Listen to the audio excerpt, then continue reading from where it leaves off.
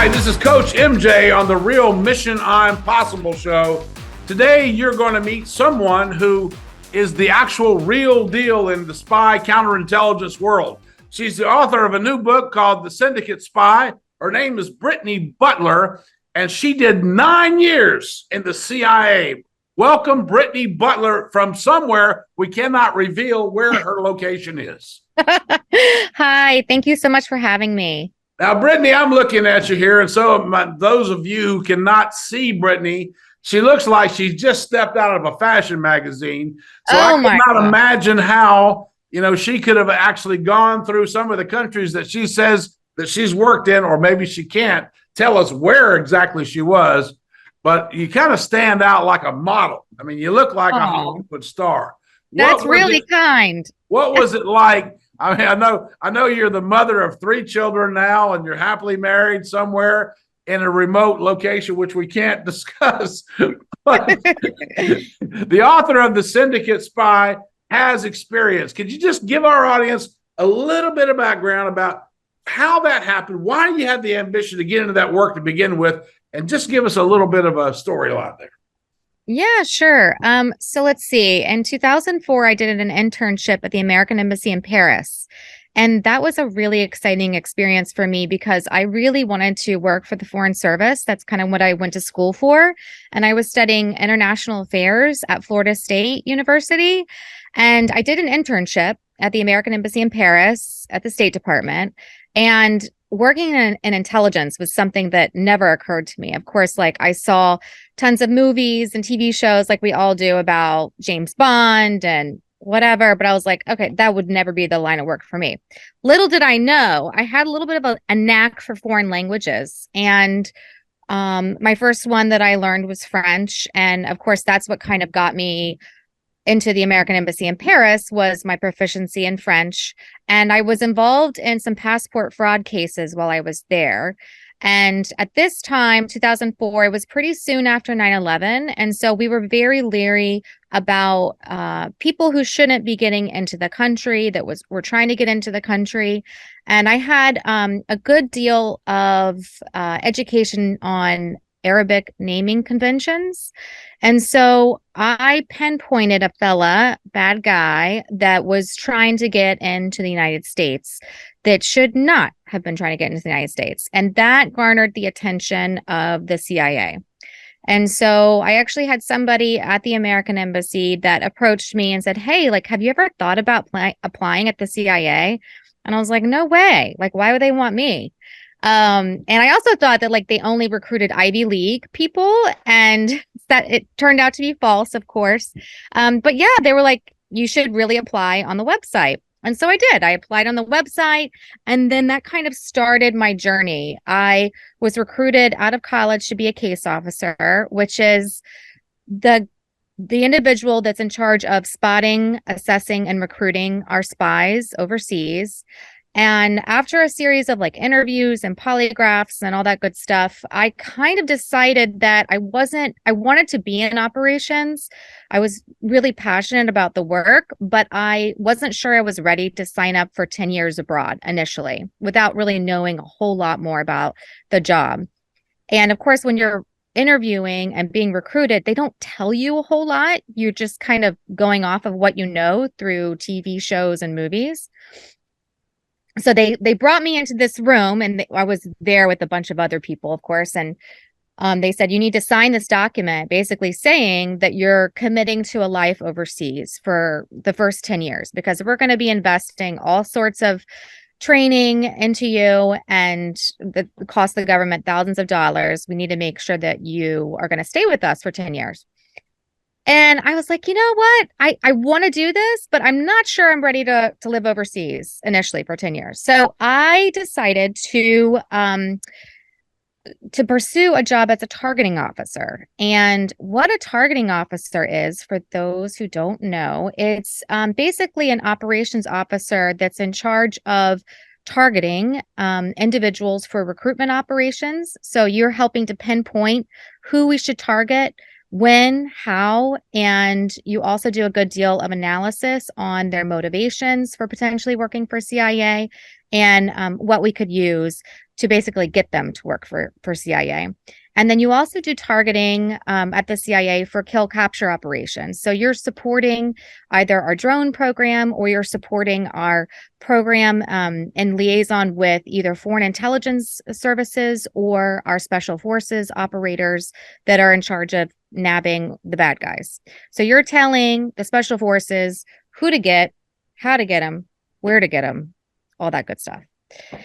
So yeah, so that's kind of the long and short of it, how I got into that line of work. How do you break that news to somebody in your family or somebody? Hey, listen, I've got this career path I'm thinking about. How do you break that news to your family? Yeah, so because the process, the recruitment process is so thorough, and that they go in and for your security clearance, they go and they interview your whole family. They interview two people at least, all the different places you've lived. So not only do your parents know that you're applying for a very high level security clearance, your parents' friends know because they're interviewing them as well. So it didn't come, honestly, as a big surprise to my family that I was getting a job in intelligence. I didn't tell them for a while that it was CIA. I just said like the intelligence community. And my father worked at DIA for quite a while, a Defense Intelligence Agency during the Cold War. And so he was very much against me getting into this line of work. And so I kind of kept it to myself for a while. But no, I don't think it came as a surprise to really any of my family members, that I was getting involved in that line of work. And how did you get into, once you got the job? Could you Yeah. walk us through did you ever get deployed in any of these places overseas? Yeah, I did. So I spent the majority of my career in the Counterterrorism Center. And within the Counterterrorism Center, I worked in the Iraq division, and I worked in Afghanistan and Pakistan division. So I deployed to the Middle East, I don't know, 4 times, mostly to the war zone. I spent a lot of time in different Middle Eastern countries other than the war zones. And yeah, I mean, obviously, like, they knew I was an American. There's not really a whole lot of disguising you can do that's going to get past any level of security. So the places I went, like Iraq, for example, I wasn't going to like wear a hijab or anything to try to disguise who I was. Like, it was very apparent that I was American. But then also, like, we were controlling the country then. So I'm talking like, 2007, 2008. Like, there was no surprise that a bunch of American women were going to be there too. But as far as like other Middle Eastern countries, I had to be a little bit more discreet. And that, you're always wearing like conservative clothing, especially in any kind of operational meeting, whenever you're meeting with sources or detainees. You don't want anything to detract from the reason you're there, which is to gather intelligence. And you don't want to be portrayed in a way in which you don't want to, be Sure. understood. So Gotcha. You have to have your own integrity. You have to make sure that you're not putting anyone at some boy girl situation, because at the end of the day, you're a professional. You're there to do a job and surgically get information which can save lives. Right, absolutely. And because, you have so much in the media and TV and movies kind of portraying female intelligence officers as these sexual dominatrixes, you're fighting against this stereotype whenever, not only against, the stereotype that they see in the TV and the films, but then you're also faced with a lot of the same moral dilemmas that all intelligence officers face, which is that you're talking to these individuals in very dangerous circumstances. In my situation, I was talking directly with terrorists, and I'm trying to make them work with us, and I'm trying to relay to them that we can protect them if something happens, if they're compromised in any way. But your number one job is to make sure, of course, that they don't get caught. But you're dealing with people's lives, right? So it's a very serious subject. So you need to gain their trust. They need to know that you have their best interest at heart, and that you're not there, to mess around. You're there to get it. I'm sure that your work is extremely vital to national security, and that you had moments where you were really, really glad that you got into the service that you did. And thank you, by the way, thank you for your service, because you did serve your country with honor. Did you have a moment that maybe you could just give us a little bit, where you might have you were going to sleep at night and you kind of regretted getting the whole thing because maybe something went sideways, or maybe you were worried that someone who had trusted you could now be in harm's way because somebody else let you down? These are scenarios that we see in the movies. So I'm just wondering if you ever had one of those days. Absolutely. I actually recently, I was interviewed by a big national publication, and they were pressing me for information on a particular operation that I was a part of. And I told them that, I can't tell you more than what I'm already telling you, because I could compromise sources and methods, and I could, put people's lives at risk. The sources that I worked with, they're still alive. I can't reveal, specifics about operations that I was a part of, because I could compromise their lives, their families' lives. And it was very difficult for me to kind of walk away from the interview, because it would have been such great publicity for the book. But I had my moral integrity, I felt like, was at risk. And you make a commitment when you go into that line of work that you are going to protect sources and methods. And you have to be very careful about, especially when you come out, and start talking about, hey, I worked at CIA and yada, yada, yada. People want to extract intelligence from you to make a good story, but they don't understand that you have a duty to protect those sources and methods. So you can't go too far down a certain path. So I would say that, when I went to sleep that night, I felt good about what I did. I felt good that I was like, listen, CIA says I cannot talk, in any greater detail about this. But then also you're like, God, that would have been such good publicity for the book, But I think ultimately I made the right decision. And I know there's a lot of people that come out of the intelligence community and they write tell-all books and whatever. But I feel like I have an obligation to not do that. Well, that's because you have integrity and you have honor, and we appreciate that. Brittany Butler is with us today. She's the author of The Syndicate Spy. It's not a tell-all. In fact, the bio said that it was a mixture of a little bit of fiction with a little bit of fact mixed in, and made her own concoction. And it's supposedly going to be a gripping story. I can't wait to get my hands on it. We'll be showing you a picture of that book here on the show. There it is on the screen. Brittany, can you tell us what inspired you to become an author now that you've done all this? Yeah, so I worked for an organization called Women for Afghan Women right when I left CIA, and I was really inspired by the women I worked with, women who had survived generations of civil war and conflict and hardship. And I really wanted to tell a story that would incorporate them, their strength. And I was just floored by these women, and that they didn't want to be victimized, even though they had gone through all sorts of hardship under the Taliban and still do today. But they don't want to be victimized. They are very strong, capable women. And I thought, gosh, I would love to tell that story.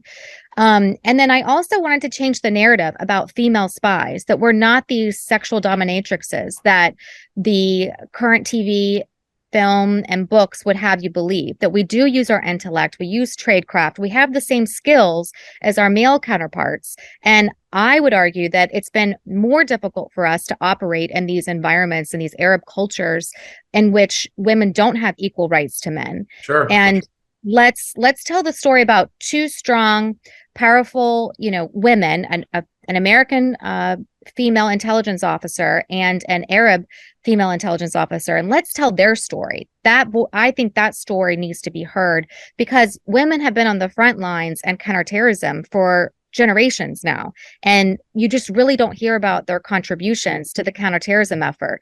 And I think that story is one that I felt really passionate about getting out there.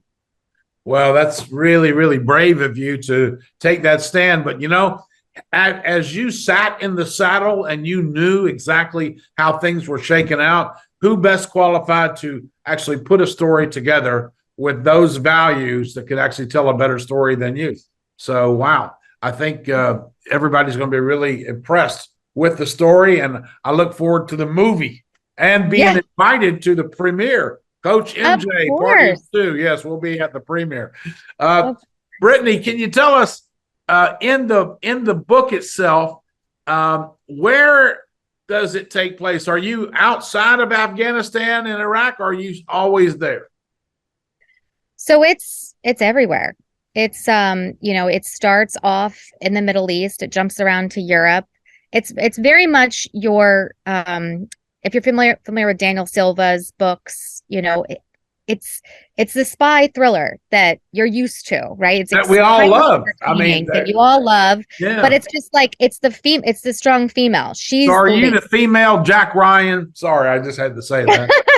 Yeah, I mean, that's what I wrote. The character I wrote has exactly been characterized as that from my book reviewers. It's the female Jack Ryan, and it's watching her story unfold. And she's the badass. She kicks ass and everything, but she also is extremely bright and capable. And she gets into the psychology of recruitment of spies, and you get involved in her love life. You see her endure a lot of hardships in her life, and how she kind of derives her strength from all the hardships that she goes through, both in her personal life and in her work life, and how she navigates all that to basically end this a global energy war. So I've set the book against a fictional backdrop of a energy war.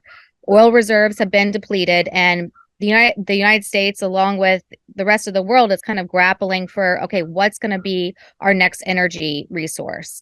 And you've got terrorists in the book that are basically attacking alternative energy sites. And my main character, Juliet, she's in charge of hunting down these terrorists that are going after these alternative energy sites. And what this fictional world has allowed me to do is to talk about the realities of intelligence work, but to do so in a really fun, entertaining way. You're not going to be boggled down with like a ton of information about the Middle East or about counterterrorism operations. You're just going to go on this adventure with two very strong female leads and have some fun and be a spy while you're reading. Wow, can't wait. All right, everybody's going to sign up for that. Right. Tell us, Brittany, what was it like actually being over there, though? I mean, you've given us a little brief about what your job was, but what was it? What was the feeling like? Were you afraid at any of these times? You said you sat face to face with terrorists, and your job was to get information. Did you experience fear? Oh yeah, absolutely. I think, the first time I was extremely nervous because it was a high threat meeting. So what I mean by a high threat is we didn't know, we identified the source. I identified the source while sitting in Langley and basically sent what we call a cable out to the field, to our field operations people and a case officer, proposing that we meet with this source. I thought, okay, this guy, he had walked into an embassy before, provided threat information. I saw that he was connected with all these high level targets that we wanted to identify. I sent the operational lead over there. The case officer set up the meeting. I flew over to this Middle Eastern country and to meet with the source with him. But you never know. Like, you do a lot of homework right before you meet with these guys, but you don't know what their true intentions are. If they're going to come to the meeting strapped with a bomb to them, it's always a possibility. And so initially, I was nervous. Like, we needed to do a pat down of the guy. We needed to make sure he didn't have anything on him. I didn't know if he was there to collect information on me and my colleagues so that he could later target us in this Middle Eastern country. So I mean, all of that was really nerve-wracking, but I went in there, armed with information. So I get asked a lot, like, what's the best piece of advice that you could give a younger intelligence officer or someone that's just getting started in the field? And I think that, especially as a female, you just always arm yourself with as much information as possible. You go in there and you make sure that you establish authority within the meeting, and you say, listen, I know everything about you. I know what color eyes your mom has, and I know what kind of car you drive. And you kind of disarm them in a way, because they're like, oh my gosh, I can't really mess with this woman because she really does know everything about me. And then by establishing authority, you set the stage for the meeting. And so as long as I focused on that, as long as I focused on like the objective of the meeting, what I was there to do, arming myself with information, I wasn't as nervous. But of course, like initially, like I spoke about in the high threat meeting, like I was scared shitless, thinking, oh God, this guy could like totally come to the meeting with a bomb strapped to him. Right. But everything was fine. And he ended up working with us, and we did great things together. Awesome. Awesome. Yeah. You know, your story is in the backdrop is Afghanistan, where still today the Taliban do not allow girls over the age of 8 years old to learn in schools. And one of your life's missions so far is helping to work with the women of Afghanistan. Tell us a little bit about that. Yeah, so a lot of my work right now is with the refugee community that is settling into Charleston. And there's a great organization out there, the Lutheran Services of the Carolinas. They have done a great job assisting not only Afghan refugees, but Ukrainian refugees, and helping them to establish their lives here in the United States. And so I find that that's probably the best way I can help at the moment.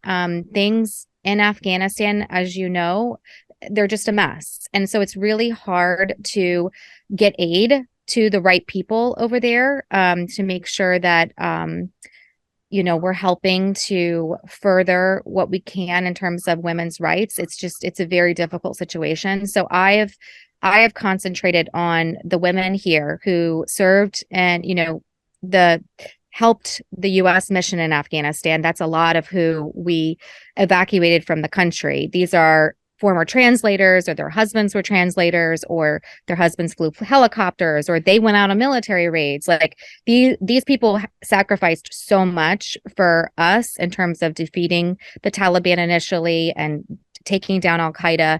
And I think we really owe it to them to honor those commitments, honor those relationships that we built with them, and make sure that we help to provide them with the best life we can here in the United States. And by that, I mean, just helping them get English training, helping them, acclimate to, okay, this is how you go to the grocery store here. This is how to get your children's pediatrician appointments. Right. I've given, car rides to people getting to work, that don't have cars yet.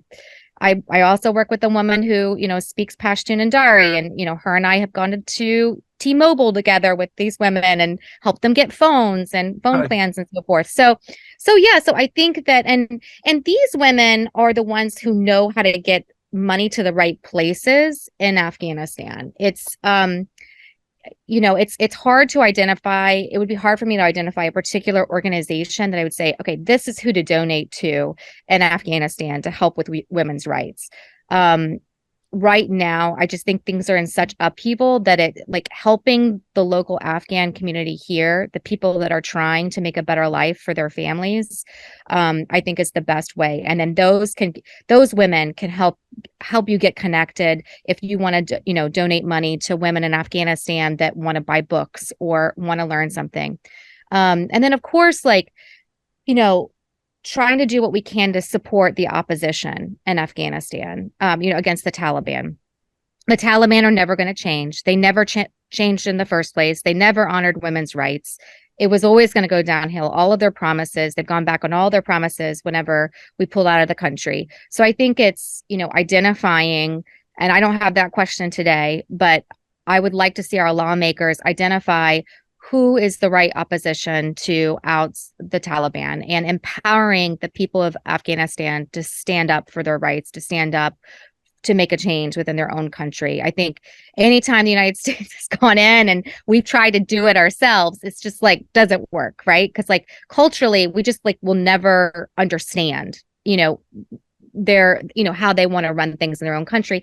And it's really just not even our job, I don't think, to tell people how to form governments and how to run their countries. But if there are people within the country, and I know that there are, that want a better future for their children, want a better education system that supports their wives, their daughters, their sisters, that I want to do everything I can to empower them and to enable change in the country through Afghans.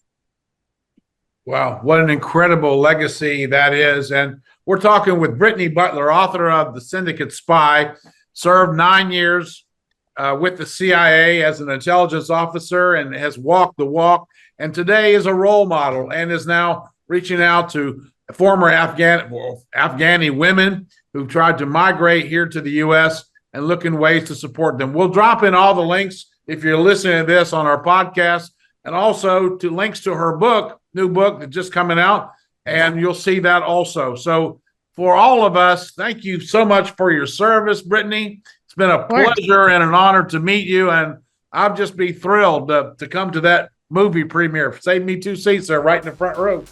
Wonderful. We'd love to have you. Thank you so much for having me today. Thank you.